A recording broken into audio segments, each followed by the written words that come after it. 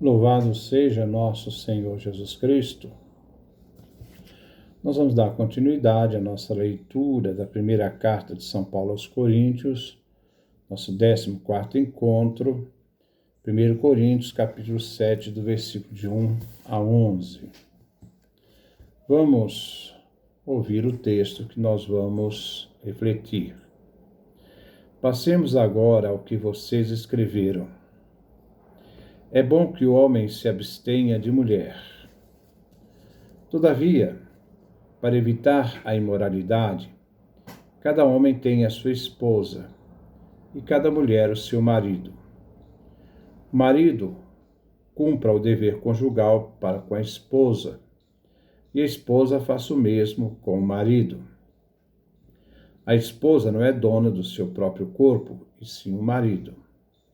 Do mesmo modo, o marido não é dono do seu próprio corpo, e sim a esposa.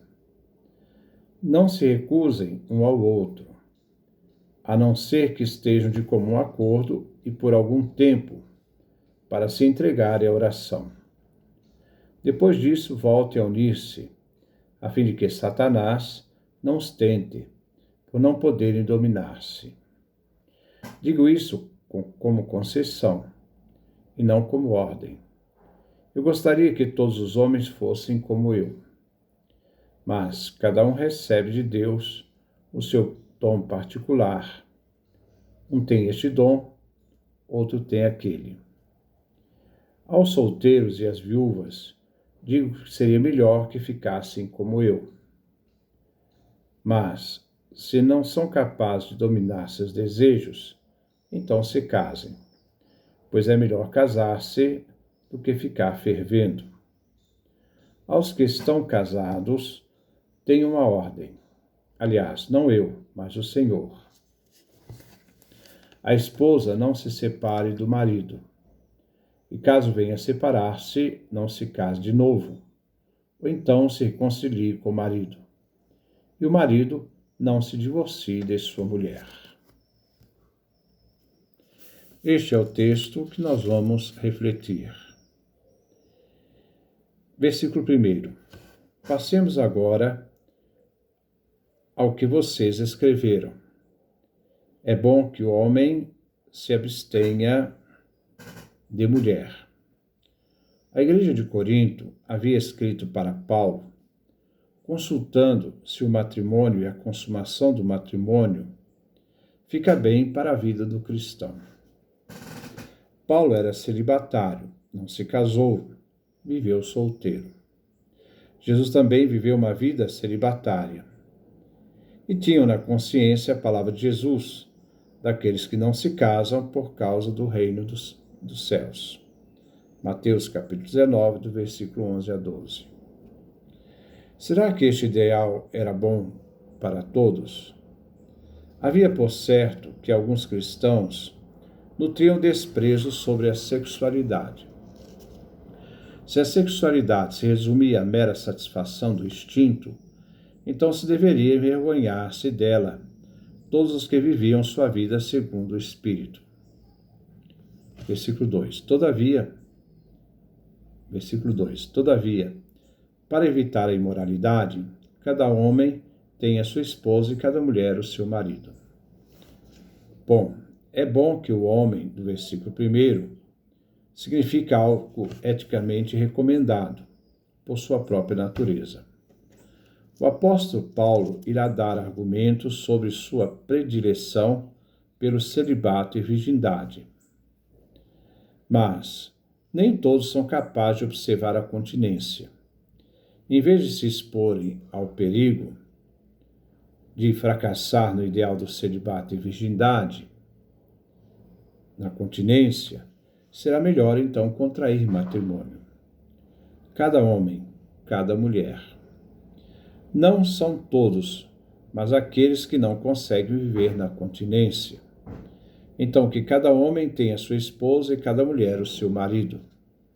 Aqui vemos duas propriedades do matrimônio, a monogamia e a indissolubilidade. Versículo 3. O marido cumpre o dever conjugal para com a esposa e a esposa faça o mesmo com o marido. Para Paulo, ter esposa e ter marido, né, significa que cada um tem o débito com o outro. É o direito matrimonial e a moral conjugal. E refere à concessão mútua do direito sobre o corpo. O direito de um corresponde ao dever do outro, reciprocamente, proclamando a igualdade entre marido e mulher. Versículo 4. A esposa não é dona do seu próprio corpo, e sim o marido. Do mesmo modo, o marido não é dono do seu próprio corpo, e sim a esposa. O dom de si é a regra nas relações conjugais. Fica excluído todo uso egoísta do casamento. Paulo fala do direito, do poder de dispor-se a si ao outro. Mas esse direito deve fundamentar-se no amor, e só no amor pode ser exercido de modo, humanamente digno. Não é uma propriedade, marido e mulher, é um dom de um para com o outro. O amor completa o direito que um tem sobre o outro, mas o amor expressa toda a realidade que resgata um ao outro na obrigação matrimonial. Assim, a mulher não dispõe do seu corpo, e sim o marido, e o marido não dispõe do seu próprio corpo, e sim a mulher. Marido e mulher estão totalmente disponíveis um para com o outro. Mas devemos entender que Paulo entende por corpo. Então, o que Paulo entende por corpo? Paulo entende corpo a pessoa, a sua projeção externa, em comunicação com os outros. É um ser de relação, de forma concreta, palpável. Não se pode entender o ser humano sem sua presença corpórea. Sem corpo não existe ser humano. No encontro de sua vida íntima, o esposo e a esposa se doam em profunda comunhão. Formam uma unidade. Não se pode nenhum dos dois fechar-se em si mesmos. Isso seria egoísmo, egocentrismo. Tanto o homem quanto a mulher são igualmente chamados a se doar reciprocamente. Versículo 5. Não se recusem um ao outro, a não ser que estejam de comum acordo, e por algum tempo, para se entregar à oração. Depois disso, voltem a unir-se, a fim de que Satanás não os tente por não poderem dominar-se. Na igreja de Corinto, havia uma prática de zelo, que alguns renunciavam espontaneamente às relações conjugais, e até achavam natural que a outra parte fosse capaz de renunciar. Paulo aqui aprova essa continência conjugal, mas somente sob 3 condições. Primeiro, deveria ser feito por motivos espirituais, a oração. Segundo, deve ser de mútuo acordo. Terceiro, deve ser por tempo limitado. Não se deve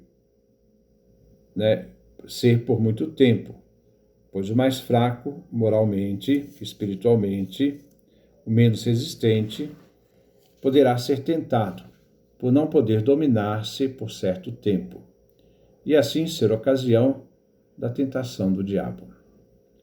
A entrega do casal, o débito conjugal, a entrega de si no casamento não pode se tornar uma escravidão ou submissão, perda de liberdade,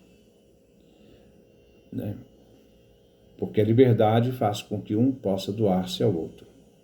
O convívio conjugal deverá estar firme nas coisas espirituais, para liberar com o espírito também o corpo, por sua relação com Deus e a vida espiritual. Versículo 6. Digo isso como concessão e não como ordem. Este versículo, digo isto como concessão, se refere àquilo que ele irá dizer no versículo 7. Claro que no versículo 5, Paulo fala também da concessão do casal ter um tempo para se dedicar à oração de comum acordo. Versículo 7. Eu gostaria que todos os homens fossem como eu, mas cada um recebe de Deus o seu dom particular. Um tem este dom, o outro tem aquele. Paulo fala de sua vida de celibato e continente. Seria ideal que todos os homens fossem como Paulo. Mas aqui ele eleva o matrimônio à dignidade de carisma, é um dom. O matrimônio tem uma graça específica. Matrimônio e virgindade não são estados que se escolhe, né? Ou se força para viver. Supõe para a vida tanto daquele que vive no matrimônio, como daquele que se torna virgem, né? Uma eleição, uma vocação, para a disposição divina. Assim, os dois estados de vida são um bem para o ser humano. E quando fala de vocação matrimonial, vocação para a vida celibatária, ou a vida de virgem, né? De consagração, a vocação é um dom de Deus. Deus é o autor da vocação. Eu não sou dono dela. Ao receber esse dom, eu tenho que ter uma disposição, uma abertura para viver esse dom. E é esta abertura que vai me constituir como membro, né, desta graça que Deus me deu. Eu vou fazer valer essa graça, fazer essa graça acontecer na vida. Seja na vivência da paternidade ou maternidade, na vida do casamento entre marido e mulher, seja na vivência do sacramento da ordem ou da consagração religiosa. Então, é Deus que é o autor da vocação, não somos nós. Nós não somos dono disso, isso é um dom. A nós depende a disposição, a abertura, a concessão da liberdade para que essa graça possa agir em nós. Então, eu nunca posso dizer que a vocação é minha, não é minha, ela é dom de Deus. Versículo 8. Aos solteiros e às viúvas, digo que seria melhor que ficassem como eu. Paulo continua discursando sobre o que é bom, e agora aplica primeiro a dois grupos, solteiros, celibatários e as viúvas. Ele repete o princípio anterior quando disse: é bom em si, melhor não casar. Afirma o princípio de preferência pelo estado celibatário, a partir da visão de Paulo, e da viuvez, não casar de novo. Versículo 9. Mas se não são capazes de dominar seus desejos, então se casem. Pois é melhor casar-se do que ficar fervendo, abrasar-se na paixão. Quando alguém acha difícil guardar a continência, estar livre para o Senhor, e não domina seus desejos em suas atribulações e inibições, ele se transforma em escravo de seus desejos e paixões. Então aqui Paulo, melhor é casar. Versículo 10. Aos que estão casados tem uma ordem, aliás, não eu, mas o Senhor. A esposa não se separe do marido. Paulo enfrenta a questão da liberdade do divórcio. A solução já foi dada por Jesus, Mateus capítulo 5, versículo 32, Mateus capítulo 19, versículo 9. Marcos capítulo 10, versículo 11 e 12. Lucas capítulo 16, versículo 18. A palavra de Cristo Jesus vem aplicada ao casal. Os gregos e romanos davam direito da mulher divorciar-se. O mundo judaico não. A ordem vem de Jesus e tem a ver com a vida do casamento. Então aquela expressão que Deus uniu, o homem não separe, é uma ordem de Jesus, não é do Antigo Testamento. Versículo 11. E caso venha separar-se, não se case de novo, ou então se reconcilie com o marido, e o marido não se divorcie da sua esposa.